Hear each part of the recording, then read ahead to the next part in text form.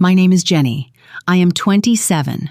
On October 15th, 2024 at 7:43 p.m., Thomas turned our family's charity gala into a public eviction. In front of 18 partners and relatives, he pointed at the door and shouted, "Get out and stay out!" The room did not protest. It judged. My older sister Amanda, the golden child, watched like she had won. Violet stared through the champagne flutes. Caleb kept his eyes down. And just like that, I was erased. I did not argue. I did not plead. I took my oil-stained jacket and walked out. They thought they had ended my story. They thought I would disappear quietly. They did not realize the next chapter would unfold without them loudly, publicly, and in a way they could not control. And when my name showed up where it was not supposed to, the silence of that night would finally cost them. Before I tell you the rest of my story, please let me know in the comments where you are listening from and what time it is right now. I always love reading your responses. Let me tell you about the world I was born into. In the elite circles of Beacon Hill in Boston, there is a very strict definition of what makes a person valuable. You are either a white-collar professional or you are a disappointment. There is no middle ground. My father, Thomas, is the chief executive officer of a prestigious investment bank. His life revolves around market shares, acquisitions, and golf course handshakes. My mother, Violet, is the director of a high-end art gallery. For her, everything is curated from the paintings on her walls to the children she brought into the world. Amanda is 33. She is a top-tier surgeon, the absolute pride of the family. Her name is constantly dropped at cocktail parties. Caleb is 24, currently surviving his second year of law school. He is quiet, compliant, and exactly what Thomas demands a son to be. And then there is me. I was supposed to be the corporate lawyer. I attended Harvard Law for exactly 3 semesters before I realized I was suffocating in a life I fundamentally despised. So I dropped out. I traded my legal textbooks for blueprints and my tailored suits for heavy canvas coveralls. I pursued mechanical engineering and became a high-level fabricator and machinist. To me, there was a profound honesty in metal and machinery. An engine does not care about your last name or your zip code. It only cares if you put in the work to make it function correctly. But to Thomas and Violet, my choice was an unforgivable betrayal. I was not just changing careers. In their eyes, I was lowering our social status. I was bringing the grit of the working class into their pristine, sterilized mansion. They treated me like a secret to be kept in the dark. During social events, if someone asked about me, Violet would quickly change the subject or offer a vague comment about me finding myself. They never asked about the complex thermodynamic systems I was designing. They never asked about the calluses forming on my hands. They just looked at me with a mixture of pity and profound disgust. What they did not know, what nobody in that house could possibly comprehend, was that I was not just tinkering in a garage. I was building a mechanical startup. A startup that, ironically, Thomas's investment bank had recently targeted for a massive corporate buyout. He was obsessing over the patents, desperate to acquire the technology. He just had no idea who actually owned it. They suspected absolutely nothing. The contrast in our house was impossible to ignore. You could see it in the most basic, quiet moments. You could see it in our hands. Amanda's hands were the family's most prized possession. They were delicate, perfectly manicured, frequently soaked in rose water, and insured for an exorbitant amount of money. They were hands meant to hold a scalpel and save lives. My hands were a completely different story. No matter how aggressively I scrubbed them with heavy-duty pumice soap, at the end of a 14-hour shift, there was always a faint, stubborn shadow of grease trapped beneath my cuticles. There were tiny, pale scars across my knuckles from slipped wrenches and sharp sheet metal. I was proud of those hands. They were the tools of my independence. But at the mahogany dining table, they were treated as an offensive sight. Dinner at Thomas and Violet's house was never about sharing a meal. It was an elaborate stage play. Crystal glasses, polished silver, and carefully orchestrated conversations about stock portfolios, hospital board meetings, and high society gossip. I would sit at the far end of the table feeling the weight of their judgment settling heavily on my shoulders. If I reached for a roll, Violet's eyes would instantly snap to my fingernails. She would not say anything immediately. She would just press her lips together in a tight, thin line and take a slow sip of her wine. It was a silent condemnation louder than any scream. Amanda would talk for 40 minutes about a complex surgery she had performed, and Thomas would nod, hanging onto her every word, praising her brilliance. When the conversation inevitably lulled, a heavy, suffocating silence would fill the room. No one ever turned to me to ask how my day was. No one asked what I was building. They pretended I was a ghost haunting their perfect life. If I tried to speak, if I tried to explain a new torque mechanism I was prototyping, Thomas would cut me off mid-sentence to ask Caleb about his law exams.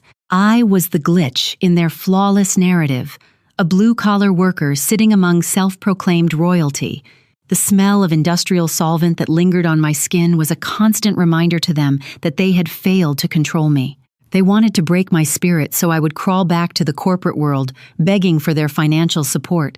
They wanted to make me feel so incredibly small that I would apologize for choosing my own happiness, but I knew the truth about the value of my work and I knew how to wait. I was entirely alone there. The emotional breaking point did not happen overnight. It was built through 1,000 tiny, venomous moments.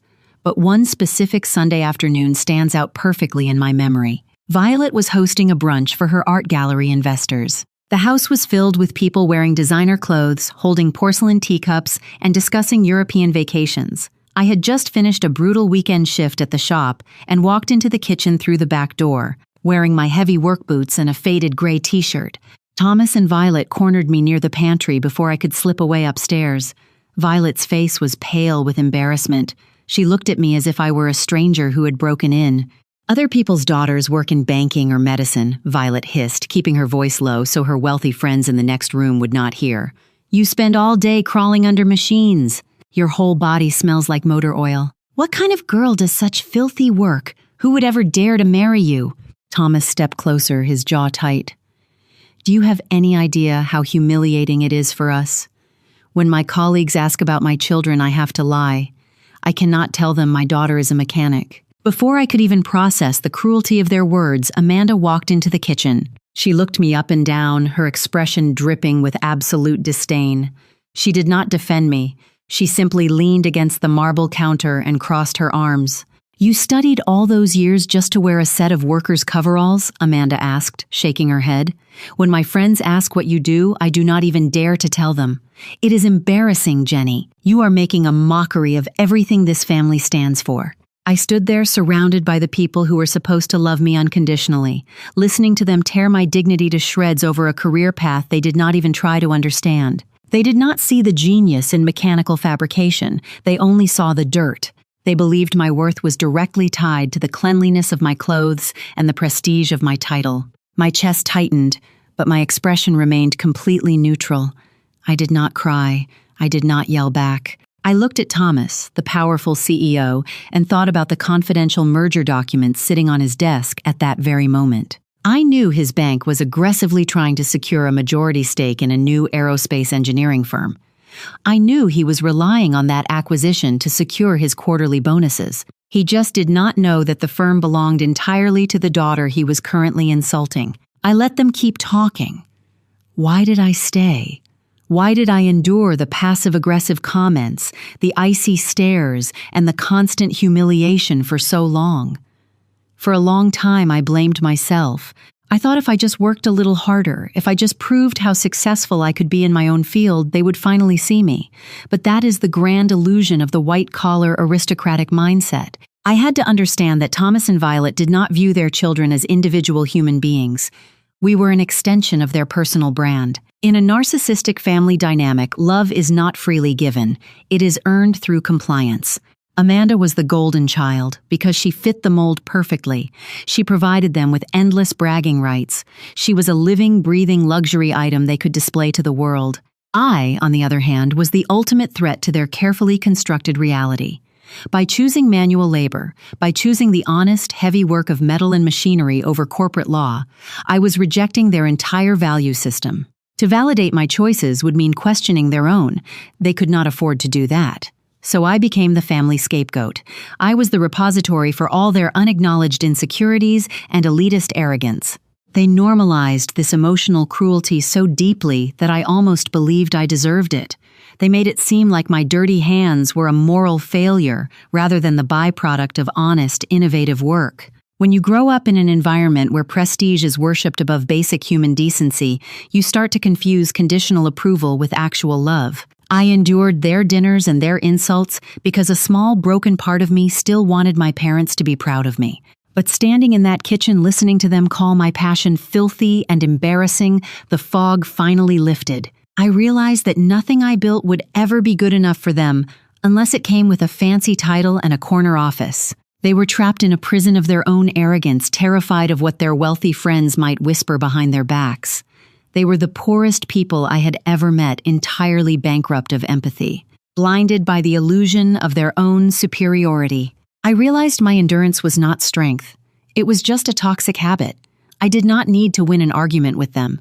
I did not need to convince them that my work mattered. I just needed to stop playing their rigged game entirely.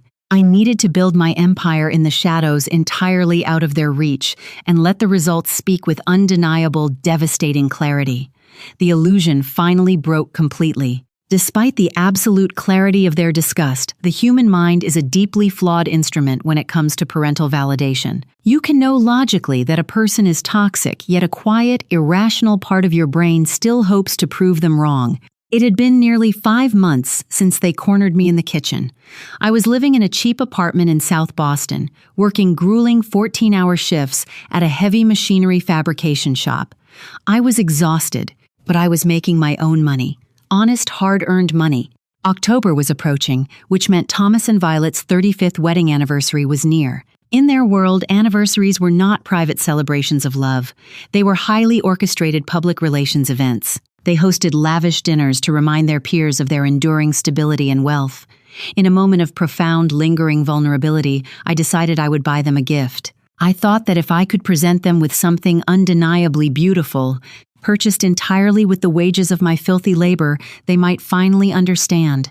They might finally look at me and see a daughter who was capable and independent rather than a failure. I saved my overtime pay for exactly 8 weeks. I went to a highly respected horologist in the financial district and purchased a fully restored 19th century mechanical mantle clock. It cost me $4,500. It was a masterpiece of precise engineering and elegant design, a perfect bridge between my world of gears and their world of high society aesthetics. I had it boxed in heavy, velvet-lined mahogany. The plan was simple. I would drive to the house on the evening of their anniversary dinner, walk in, hand them the box, and leave. I did not want to stay for the catered meal. I just wanted them to acknowledge my existence. I spent nearly 3 hours in the bathroom that evening, scrubbing my hands with harsh industrial solvents and a wire brush. I scrubbed until my knuckles were red and burning, desperate to remove the microscopic traces of grease trapped deep in my skin. I put on a tailored black coat, carefully placed the heavy mahogany box on the passenger seat of my worn-out truck, and drove toward Beacon Hill. The sky was bruised and heavy. By the time I crossed the city limits, a cold, sharp New England rain had begun to fall. I parked 2 blocks away from the estate. The street was lined with black luxury sedans and catering vans. I pulled my collar up against the freezing rain and walked down the familiar cobblestone sidewalk, holding the heavy wooden box tightly against my chest to keep the water off the velvet lining. When I reached the edge of the property, I stopped. The massive iron gates were open. The house was glowing with warm amber light spilling from the floor-to-ceiling windows. I could see the silhouettes of Thomas, Violet, Amanda, and dozens of guests moving gracefully through the formal living room. They were holding champagne flutes. They were laughing. They looked entirely perfect and completely whole without me. I stepped onto the sheltered slate of the front porch. I reached my free hand out toward the heavy brass knocker. As my hand hovered in the air, the light from the porch fixture caught my skin. Despite 3 hours of brutal scrubbing, there was still a faint gray shadow of machine oil settled into the fine lines of my knuckles. In that exact fraction of a second, the memory of my father's voice played in my mind with devastating clarity. It was from an argument we had years ago, a memory I had tried to bury. He had looked at me, his face twisted in genuine sorrow, and said, "If you truly love your mother and me, then do not come home often.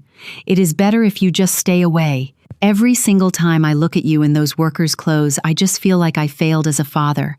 It makes me so angry I cannot sleep. My hand slowly dropped away from the brass knocker. I stood in the freezing rain and stared through the glass pane of the front door. I watched Violet smile and touch a senator's arm.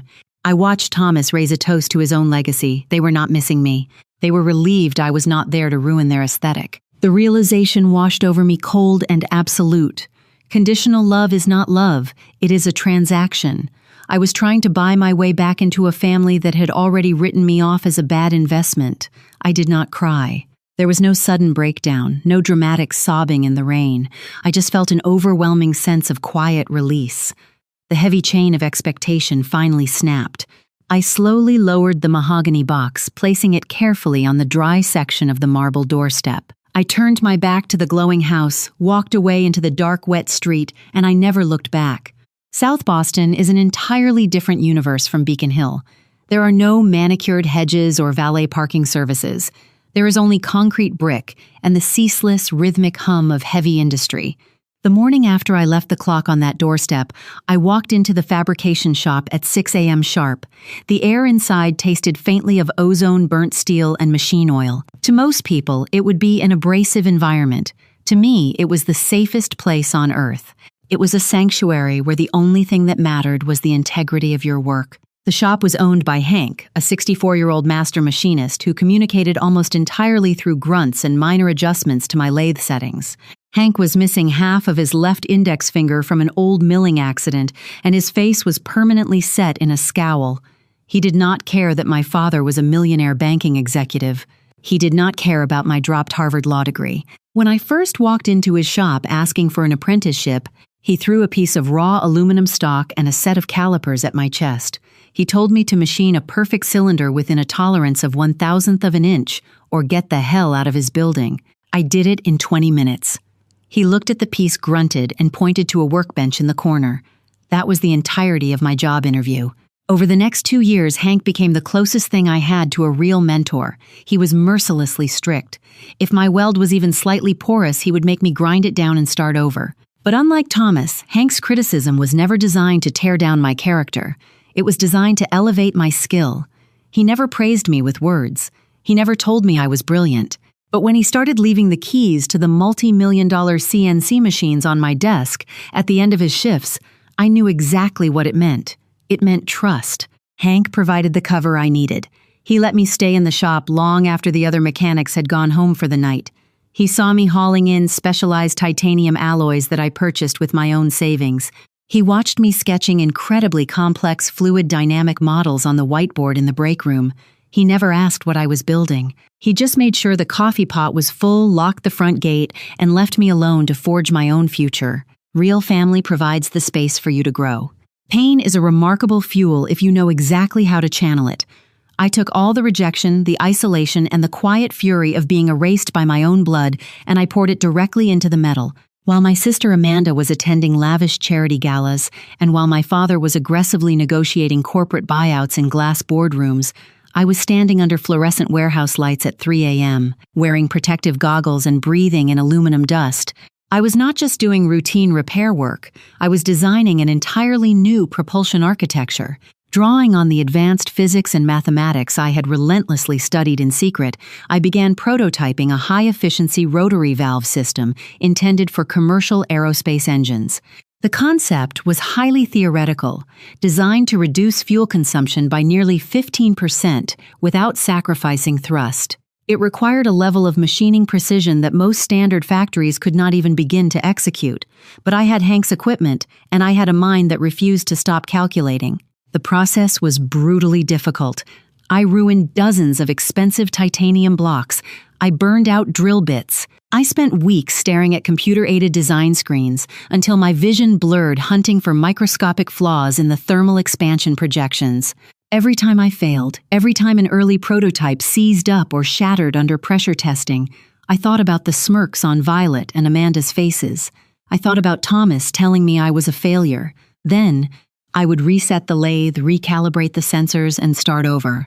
Slowly, over 18 months of sleepless nights, the theory became physical reality. I held the finalized component in my hands.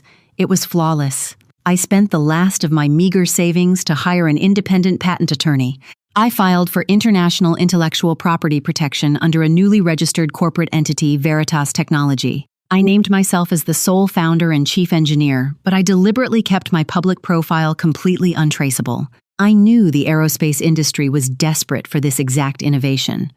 I also knew that the moment this technology hit the open market, massive investment banks would begin circling like sharks, desperate to acquire it. I was building a trap. I was constructing an invisible, impenetrable fortress of intellectual property, and I was going to let my father's own corporate greed walk him right through the front door. Having a revolutionary patent is one thing. Forcing the world to acknowledge its validity is another. I needed undeniable public validation. I needed a platform so massive and so highly respected that Thomas's banking colleagues would be talking about it in their private elevators. So I registered for the National Mechanical Engineering and Fabrication Championship. It is an elite, grueling, week-long competition held annually in Chicago, where the top engineers, fabricators, and corporate R&D teams gather to solve complex, real-time industrial challenges. I did not post about it on social media. I did not send a hopeful text message to Caleb. I did not want my family's conditional support, and I certainly did not want their fake encouragement. I wanted absolute silence until the explosion. Hank covered my shifts at the shop. He handed me a plane ticket and a heavy protective transport case for my prototype. He looked at me chewing on a toothpick and simply said, "Do not embarrass my shop." That was his version of a heartfelt goodbye. The competition floor in Chicago was an intimidating ocean of corporate sponsorships. There were teams backed by massive defense contractors and global tech conglomerates, all wearing matching polo shirts and carrying pristine tablets. And then there was me, a 27-year-old independent fabricator from a gritty Boston garage wearing heavy canvas coveralls with Hank's faded logo stitched on the back. The other competitors looked at me with the exact same polite dismissal I was so used to seeing in my mother's art gallery. They thought I was a token entry, a blue-collar worker out of her depth. For 5 days, I let them underestimate me. I kept my head down, executed the live fabrication challenges with 0 errors, and passed every stress test the judges threw at us. On the final day, the top 5 finalists were required to present their independent innovations. When I bolted my aerospace rotary valve to the testing rig and initiated the fuel flow sequence, the massive exhibition hall went completely quiet. The efficiency metrics flashing on the digital monitors broke every established baseline they had on record.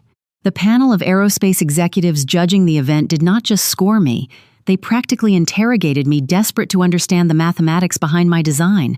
I answered every question with cold, methodical precision. I did not just win the national championship. I annihilated the competition. The results were going to be published in every major financial and industrial journal in the country by Monday morning. The silent countdown had officially begun. Winning the championship was merely the public spectacle. The real victory had been secured months earlier in complete, deliberate silence. You do not simply walk into an elite aerospace engineering convention and disrupt a multi-billion-dollar industry without a flawless legal shield. I knew exactly who my father was. I knew precisely how investment banks operated. They do not invent, they consume. They locate individuals with brilliant ideas and insufficient capital, and they swallow them whole. I was never going to allow that to happen to my life's work. While Violet and Thomas were hosting their lavish dinner parties, completely convinced that their daughter was a miserable, dirty failure, I was meticulously building an invisible fortress. My brief, miserable stint at Harvard Law was not entirely useless. I had learned the exact legal mechanisms the elite use to protect their wealth. I took every single dollar I had earned at Hank's shop, combined it with the modest prize money from regional fabrication contests, and hired one of the most ruthless intellectual property firms in Boston. I did not hire a family lawyer. I hired corporate sharks. We structured Veritas Technology as a heavily fortified limited liability company. The patents for the rotary valve system were locked down under multiple layers of international copyright protection. Every single schematic, every digital design file, and every physical component was time-stamped and legally certified by an independent board. There were absolutely no loopholes. There were no unprotected assets. I made certain that no external entity, not a venture capital firm, and certainly not my father's investment bank, could force a hostile takeover. My father spent his entire career believing that power came exclusively from inherited wealth and aggressive litigation. He believed that because I worked with my hands, I was inherently ignorant of high-level corporate strategy. He was gravely mistaken. I applied the exact same rigorous, unforgiving logic to my business structure as I did to my engine blocks. If a single bearing fails, the engine destroys itself. If a single legal clause is weak, the company is stolen. I made sure both were made of solid steel. This was my prepared weapon. I did not rely on a secret trust fund. I was fully prepared for the moment the corporate world would notice me. I just needed them to look. There is a deeply ingrained arrogance in the white-collar world. People like my parents and my sister Amanda look at a mechanic's uniform and see a lack of education. They see a person who failed to achieve something prestigious. They look at the grease embedded in my fingerprints and assume it is simply dirt. They are profoundly, dangerously ignorant of the truth. The grease on my hands is not dirt.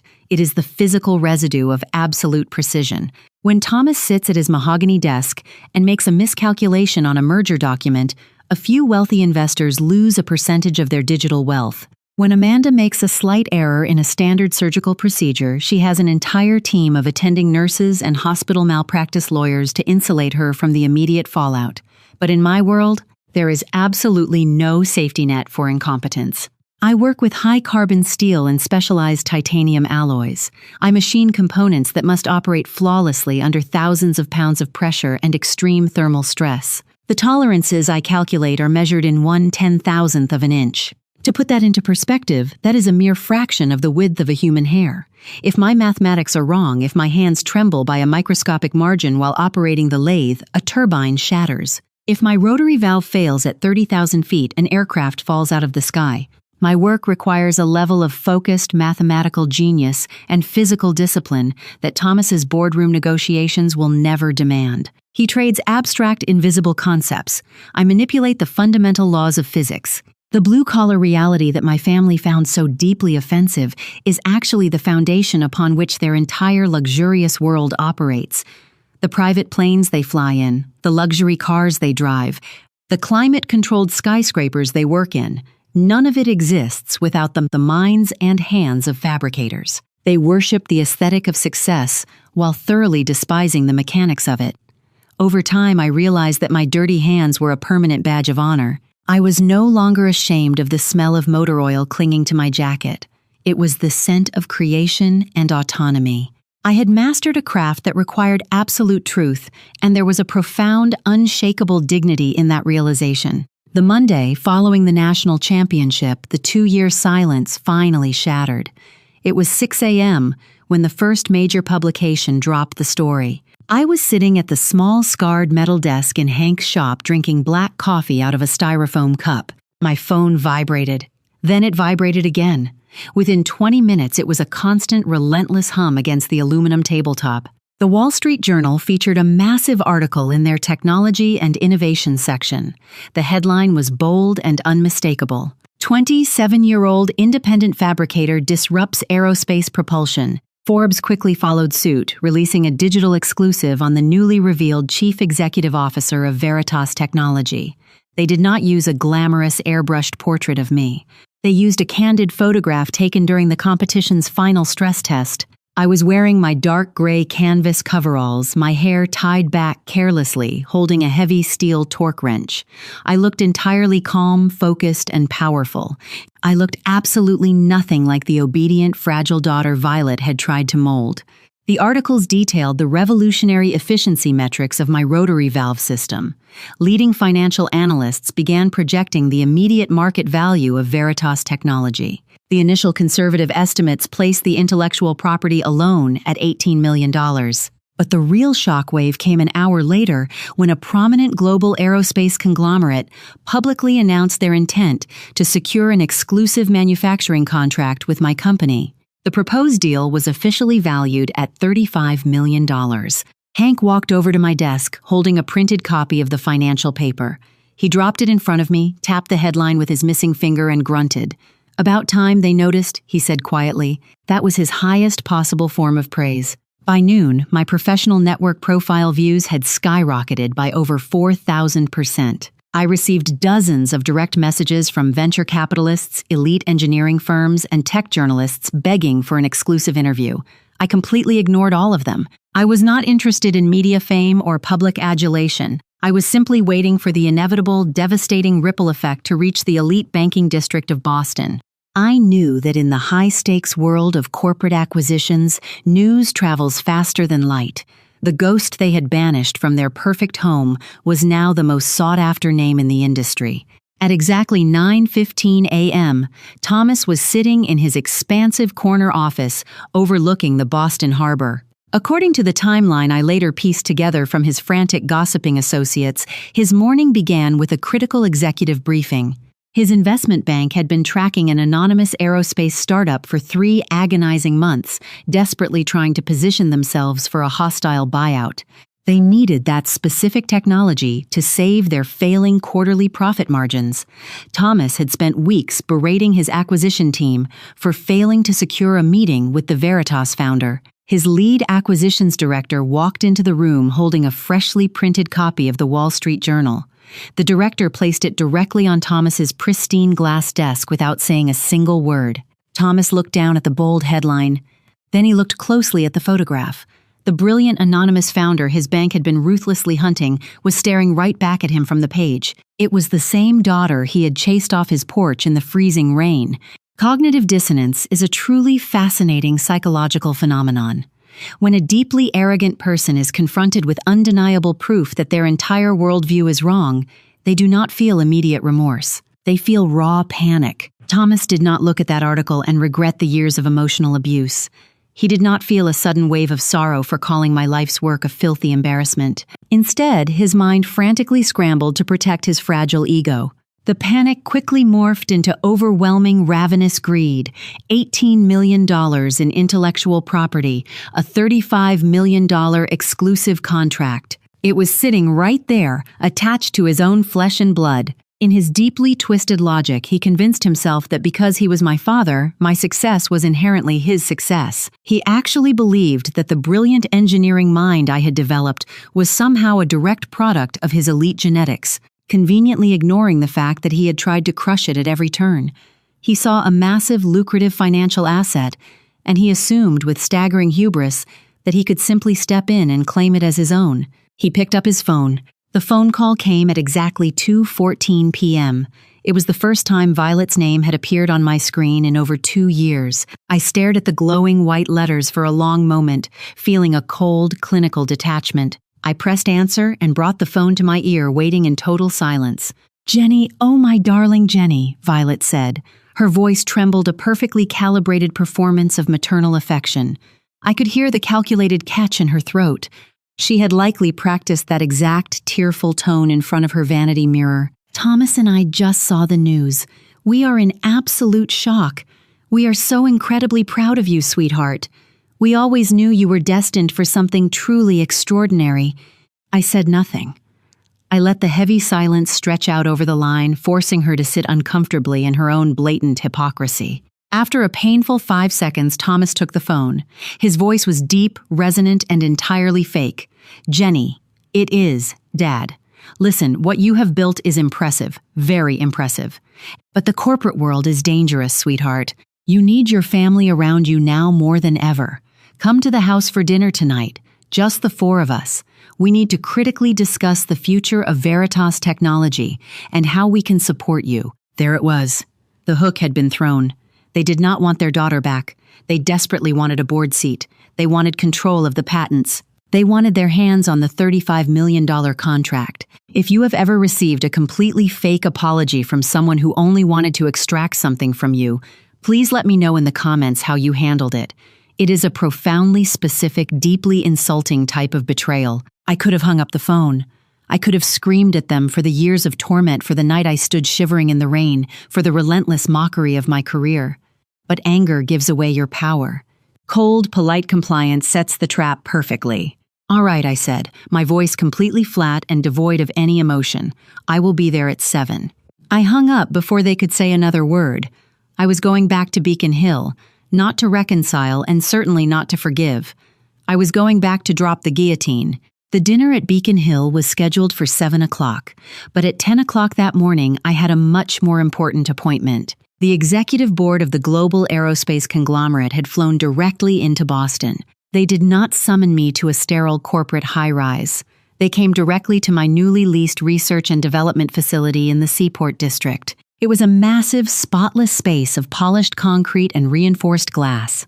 A far cry from the cramped corners of Hank's garage, funded entirely by my early regional patents. 5 men and 2 women in immaculate tailored suits walked onto my fabrication floor. They did not look at my coveralls with disdain. They looked at me with absolute, undeniable reverence. They had reviewed the stress tests of my rotary valve system. They knew that my design was about to revolutionize commercial flight efficiency. They treated me not as a mechanic, but as the chief architect of their company's future. We sat at a long steel conference table. Their lead legal counsel slid a thick bound document across the surface. It was the finalized exclusive manufacturing contract. I read through the clauses with the methodical precision I applied to my blueprints. There were no hidden loopholes. There were no exploitative terms. I picked up the heavy silver pen they offered and signed my name. In that single quiet moment, Veritas Technology secured a $35 million partnership. Combined with the independent valuation of the patents, my intellectual property portfolio was now officially worth over $18 million. I stared at the signature on the page. I thought about the years of being told I was worthless, of being hidden away from high society guests because my hands were stained with honest work. I had not just built a company, I had built an impenetrable fortress. I was walking into Thomas and Violet's house tonight, not as a prodigal daughter seeking forgiveness, but as a completely independent empire. I arrived at the Beacon Hill estate at exactly 7. The heavy oak door opened before I could even ring the bell. Violet stood in the foyer wearing a perfectly fitted designer dress. She reached out, attempting to pull me into a warm maternal embrace. I smoothly stepped to the side, maintaining a polite but absolute physical boundary. Her arms fell awkwardly to her sides. Amanda was sitting in the formal living room, swirling a glass of sparkling water. She offered a tight, incredibly nervous smile. The dynamic in the room had shifted violently. They were terrified of the power I now held, but they were desperately trying to mask it with fake familial warmth. Thomas walked into the room wearing his usual custom-tailored suit. He gestured toward the dining room. We sat down at the long mahogany table, the very same table where years ago I had been systematically erased. The dinner began with agonizingly polite small talk. Violet complimented my appearance. Amanda asked superficial questions about the city traffic. It was a grotesque, transparent performance. Finally, as the main course was cleared, Thomas leaned forward. He bypassed any attempt at a genuine apology. He reached into his leather briefcase and pulled out a thick stack of legal documents, placing them directly in front of me. Jenny, Thomas said, using his deepest, most authoritative boardroom voice, "We are all incredibly impressed by this little invention of yours. But let us be deeply pragmatic. You are a fabricator. You work with your hands. The world of international patents, corporate taxation, and multi-million-dollar asset management is utterly ruthless. It will consume you."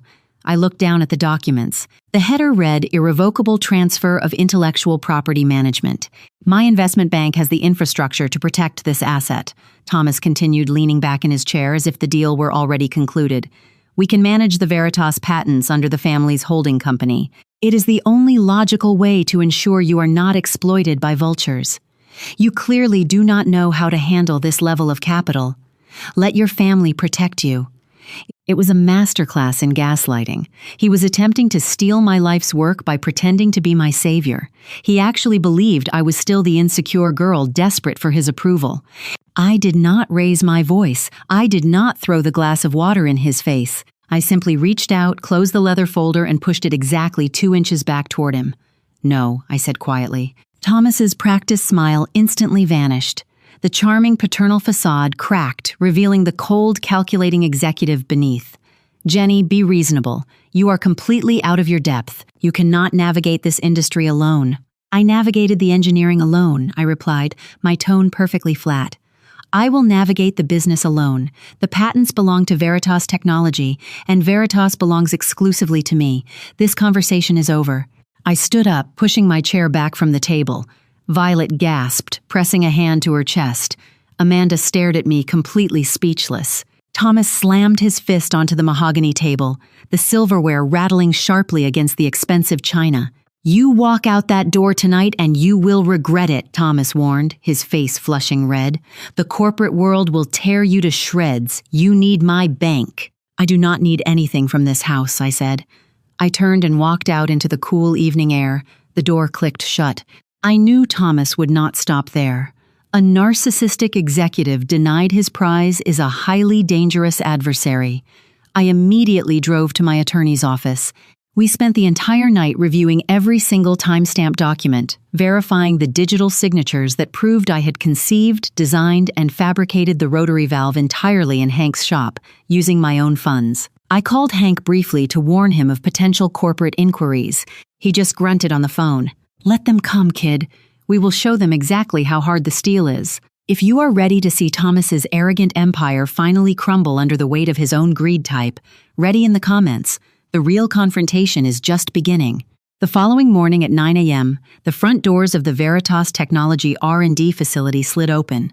I was standing in the central observation bay looking down at the fabrication floor. My security director approached me quietly, informing me that 3 uninvited guests had bypassed the front desk and were demanding entry.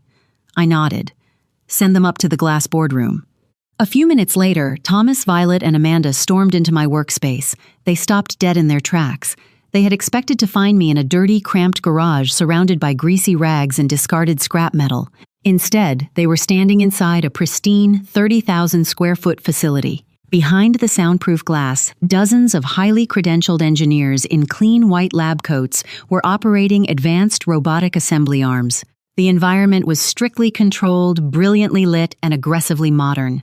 Violet looked around, her eyes wide with undisguised shock. Amanda stared at the digital diagnostic screens, her medical arrogance instantly dwarfed by the sheer scale of the operation. Thomas's jaw clenched. The visual realization hit them like a physical blow. I was not a mechanic playing a small game. I was a CEO presiding over a highly sophisticated empire. I was sitting at the head of a massive, polished glass conference table. I did not stand to greet them. I simply gestured toward the empty chairs opposite me. "You wanted a corporate meeting, Thomas. Have a seat." He marched forward, pulling out a chair and leaning aggressively across the table. "You think this little laboratory makes you invincible, Jenny. You think you can just dismiss your family's guidance." "I think," I replied, keeping my voice incredibly even, "that you are trespassing in my building. But since you took the time to drive all the way to the district you despise, I will give you exactly 5 minutes of my schedule." The power dynamic had completely inverted. They were on my turf. "We are here to save you from a catastrophic mistake," Violet interjected, her voice shrill and entirely out of place in the quiet boardroom. "You are embarrassing us, Jenny, acting like some ruthless businesswoman. This is not who you are." I folded my hands, resting them on the cool glass. I looked directly into Violet's eyes. "I am exactly who you forced me to be." I did not scream. I did not cry. I used the absolute precision of a scalpel. "Let us review the history of this family," I said, my voice echoing slightly in the large room. I turned my gaze to Violet. "You told me that my work was filthy. You asked what kind of girl does this job, and who would ever dare to marry someone who smells like motor oil." Violet flinched physically, her face losing its color. I turned my eyes to Amanda, who instantly looked down at the table. "You asked me why I studied for years just to wear a set of workers' coveralls. You explicitly told me that you were too embarrassed to even mention my name to your friends." Finally, I looked at Thomas. "And you. You told me that seeing me in my uniform made you feel like a total failure. You told me to stay away from the house so you would not lose sleep over the disgrace I brought to the family name." Thomas tried to interrupt, his face hardening. "We were concerned for your future." I raised a single finger, cutting him off instantly. "You were concerned for your aesthetic. You systematically degraded my intelligence, my passion, and my dignity because it did not fit on your country club resume. You are not standing in my office today out of paternal love, Thomas. You are here because I am holding a $35 million contract, and you are absolutely desperate to take credit for it." The silence in the boardroom was absolute. I had handed them their own toxic words perfectly preserved and forced them to choke on them. Thomas quickly abandoned the loving father routine. The mask slipped entirely, revealing the desperate, cornered executive. "You are incredibly naive, Jenny. Do you think a single contract makes you a titan? My bank has limitless capital. We can crush this company in a prolonged legal battle if we choose to. Or you can sign the management transfer and we scale Veritas globally together." I smiled. It was a very small, very cold smile. "Your bank does not have limitless capital right now, Thomas," I said quietly. His eyes narrowed. "What are you talking about?" I reached into my desk drawer, pulled out a single manila folder and slid it across the smooth glass. It stopped perfectly in front of him. "I am talking about the second quarter. I am talking about your aggressive, highly leveraged attempt to orchestrate a hostile takeover of Nexus Dynamics." Thomas stared at the folder as if it were a venomous snake. Nexus Dynamics was the mechanical startup his investment firm desperately needed to acquire to offset massive losses in their real estate portfolio. He opened the folder. Inside was the fully certified verified capitalization table for Nexus Dynamics. "What you failed to discover during your reckless due diligence," I continued, my voice dropping to a whisper, "is that Nexus Dynamics was silently acquired by an anonymous holding company 6 months ago. That holding company was funded entirely by the patent licensing fees of my early rotary designs." Thomas read the document. His hands began to shake slightly. "I own 70% of Nexus Dynamics, Thomas," I said. "Through Veritas Technology, I hold the absolute controlling interest. The company you are betting your entire quarterly survival on belongs to the daughter you chased off your porch." Amanda covered her mouth. Violet looked between Thomas and me in total confusion, but Thomas understood exactly what it meant. I did not just hold my own patents, I held the keys to his entire professional future. I held the power to block the acquisition crash, his quarterly projections, and trigger a catastrophic failure for his bank. The blue-collar worker he so deeply despised was now holding the reins of his elite white-collar empire. He was trapped. Thomas stared at the capitalization table. I watched his eyes dart back and forth across the printed lines, desperately searching for a clerical error, a typo, a loophole, anything that would change the reality of the situation. There was nothing. The mathematics of his total defeat were printed in bold black ink. For his entire life, he had relied on his wealth and his title to bully the world into submission. Now, he was sitting across from a blue-collar worker who held the absolute power to dismantle his career. The silence in the sterile glass boardroom was incredibly heavy. Violet's hand was still hovering near her mouth, her perfectly manicured nails trembling slightly. Amanda looked as if the floor had suddenly dropped out from beneath her. "Jenny," Thomas finally said. His voice was completely stripped of its usual booming, aggressive authority. It sounded thin, desperate. "We can figure this out. You are my daughter. Nexus Dynamics is a complex entity. We can structure a joint venture between your technology and my investment bank. We can keep the wealth inside the family." "I am not your daughter, Thomas," I replied, my voice calm and perfectly steady. "I am the Chief Executive Officer of Veritas Technology. And as the majority shareholder of Nexus Dynamics, I am officially terminating all ongoing acquisition negotiations with your firm." "You cannot do this," Thomas yelled, his composure finally breaking. He slammed both hands flat against the glass table and stood up. "My bank needs that acquisition to satisfy our board of directors. If we lose that deal, our stock plummets. Investors will pull their capital. You are talking about destroying my entire professional legacy." "I am not destroying your legacy," I said, leaning back in my chair and looking up at him with absolute indifference. "Your own blinding arrogance destroyed it. You spent months trying to forcefully acquire a company without ever realizing who built it. You were outmaneuvered by a mechanic. I stood up and gathered my files. I will not sell a single share to your firm, Thomas. Not today, not tomorrow, not ever. You have absolutely nothing that I want." I pressed a button on the conference room console. The heavy glass doors slid open automatically. "My security director will escort you to the elevators. We are done here." But Thomas was a man who had never accepted the word no. His desperation quickly hardened back into toxic arrogance. He refused to leave the room. Instead, he pulled out his phone, typed a rapid message, and turned back to me with a dark, triumphant glare. "You really think you are untouchable because you have a few patents, Jenny," he sneered. "You built this technology while you were still living under my roof. You ate my food, you slept in my house, and you used the education I paid for to conceptualize this engine." A minute later, 3 men wearing incredibly expensive tailored suits walked into my boardroom. It was his elite corporate legal team. Thomas pointed a finger directly at me. "We are filing a lawsuit for intellectual property theft," Thomas announced, his voice echoing in the glass room. "We are claiming a 50% ownership stake in all Veritas technology patents. You utilized family resources to create this asset. You will hand over the management rights, or we will tie you up in corporate litigation until your new company is completely bankrupt." It was the ultimate false counterattack. He believed his high-priced lawyers would intimidate the uneducated mechanic. He wanted to see me panic. He wanted me to cry and beg for a settlement. I did not flinch. I did not raise my voice. I simply reached into the bottom drawer of my desk and pulled out a thick red legal binder. I slid it across the table toward his lead attorney. "I suggest your counsel reads page 4, I said calmly. The lead lawyer opened the binder. It was the timestamp certification records. As you can clearly see, I explained my tone conversational. Every single line of code, every physical prototype, and every mathematical model was generated and legally timestamped at least 3 months after Thomas formally evicted me from his property. I lived in a rented apartment and worked in a private fabrication shop. I paid for my own materials using my hourly wages." The lawyer continued reading, his face growing incredibly pale. "Furthermore," I added, tapping the glass table, "if you look at page 12, you will see the corporate defense clause embedded in my $35 million contract with the national aerospace conglomerate. If you attempt a frivolous lawsuit to extort my patents, you will not just be fighting me. You will be fighting an army of international aviation lawyers who protect their investments with extreme prejudice." The lead attorney slowly closed the red binder. He did not look at me. He looked at Thomas. "Thomas," the lawyer whispered, his voice shaking slightly, "we have absolutely no legal standing here.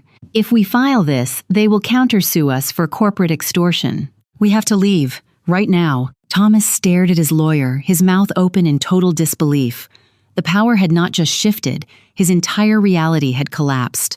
There was no argument left. Violet grabbed his arm, pulling him toward the door. They walked out of my empire in total, humiliating silence. The consequences of their arrogance were not physical. I did not seek revenge through shouting matches or dramatic confrontations. The universe has a remarkably efficient way of balancing the scales when the truth is finally exposed. In the weeks following that boardroom meeting, the paper empire they had built began to rapidly disintegrate. When the financial press officially reported that Thomas's investment bank had completely failed to acquire Nexus Dynamics, the market reaction was brutal. Investors who had banked on the merger immediately withdrew their capital. The bank's stock price suffered a historic plunge. Thomas was summoned before his board of directors and formally stripped of his chief executive officer title. He was forced into an early, deeply humiliating retirement. The man who had judged the entire world by its financial value was suddenly rendered powerless by the very system he worshipped. Violet did not fare much better. The high society circles of Beacon Hill thrive on an illusion of flawless perfection. When the magazines continued to publish features on the brilliant young engineer who had built a $35 million company after being thrown out of her home, the elite socialites began to whisper. Violet's prestigious art gallery suddenly saw a massive decline in attendance. Her wealthy friends stopped returning her calls. They did not want to be associated with a mother who had abandoned a prodigy simply because she wore a mechanic's uniform. She became a social outcast in her own gilded cage. And then there was Amanda. At her prestigious hospital, her surgical colleagues read the glowing profiles of my aerospace innovations. They approached her in the staff lounges and cafeterias, completely bewildered. "Is Jenny really your sister?" they would ask. "Why did you never mention that your family had a multi-million-dollar engineering genius?" Amanda had no answer. She could not admit that she had been too embarrassed by my dirty hands to acknowledge my existence. The golden child was suddenly overshadowed, forced to realize that her medical degree did not make her superior. She became the punchline of endless hospital gossip. They had spent their entire lives treating me like a shameful secret, and in the end, that secret grew large enough to eclipse them entirely. 4 months after the final confrontation, my security director alerted me that there was a young man waiting in the lobby of the R&D facility. He did not have an appointment. I looked at the security feed on my monitor and saw Caleb standing nervously by the reception desk. I took a deep breath, walked down the glass staircase, and met him in the lobby. He looked different. He was not wearing the tailored, suffocating suits Thomas had always forced him into. He was wearing jeans and a simple cotton sweater. He looked around the massive, gleaming facility, his eyes wide with genuine awe. "You built all of this," Caleb said, his voice full of quiet respect. "It is incredible, Jenny." "What are you doing here, Caleb?" I asked, keeping my guard up. I loved my brother, but I knew how easily he could be used as a pawn by Thomas and Violet. Caleb shoved his hands into his pockets. "I dropped out of law school yesterday," he said. The words rushed out of him as if he had been holding them in for years. "I hate it. I always hated it. I only went because Dad told me I had to. But seeing what you did, seeing you stand up to them and build something real, it made me realize I do not have to live their life." My expression softened slightly. "What do you want to do?" "Architecture," he said, and for the first time in his life, he actually smiled, a real authentic smile. "I want to design buildings. I want to make things. But Dad cut me off completely. I am working night shifts at a coffee shop to pay for a community college drafting course." He looked down at his shoes. "I am not here to ask you for money, Jenny. I swear. I wanted you to know that you gave me the courage to walk away. You were right." I looked at my younger brother. I saw the same fear and the same desperate desire for freedom that I had felt years ago. "I will pay your tuition for the architecture program," I said quietly. Caleb's head snapped up in shock, but I continued raising a hand. "There is one absolute condition. You never take another dime from Thomas. You build your own life entirely on your own terms. Do we have a deal?" Tears pooled in Caleb's eyes. He nodded rapidly. "Deal. I promise." A small, genuine piece of my family had survived the wreckage, but it only survived because we chose to break the toxic chains of our past. Healing is not a passive event. You do not just wake up one day and forget the pain of being discarded. You heal by taking the very things that broke you and using them to forge a new reality. I did not want my legacy to be just a massive bank account and a successful revenge story. I wanted to actively dismantle the prejudices that had made my life so difficult. 6 months after my final meeting with my parents, I stood on a brightly lit stage in downtown Boston. Hundreds of journalists, industry leaders, and aspiring engineers were seated in the audience. I was not wearing a designer gown or a tailored corporate blazer. I was wearing my dark gray canvas coveralls. My hair was tied back, and there were faint, permanent scars across my knuckles. I had never felt more beautiful or more powerful in my entire life. I stepped up to the microphone to officially cut the ribbon on the Red Wrench Technical Academy. It was a $10 million educational foundation I had built entirely from the profits of my aerospace contracts. The academy was designed specifically to provide full-ride scholarships, elite mechanical training, and industrial fabrication apprenticeships to women who wanted to enter blue-collar engineering fields. I built it for the girls who were told their dreams were too dirty, too unrefined, and too embarrassing for polite society. I looked down into the front row. Hank was sitting there. He was wearing a deeply uncomfortable suit for the first time in his life, violently chewing on a toothpick. He caught my eye and gave me a single firm nod. He was not my biological father, but he had taught me how to measure my worth in truth, precision, and hard work. He was the family I had chosen. For a very long time, I was told that the grease on my hands was a symbol of failure, I said into the microphone, my voice echoing across the silent auditorium. I was told that real power exists in boardrooms, and that working with metal and machinery makes you less valuable. Today, we are tearing down that lie. We are going to teach a new generation of women that there is absolute, undeniable power in building the world with your own two hands. The applause that followed was deafening. It was not the polite golf clap applause of Thomas's gala dinners. It was a roar of genuine respect. I had taken the exact uniform my family used to shame me and turned it into a crown of steel. It has been nearly 3 years since that rainy night when I left the antique clock on the doorstep of the Beacon Hill estate. My net worth has grown far beyond the initial valuation of $35 million.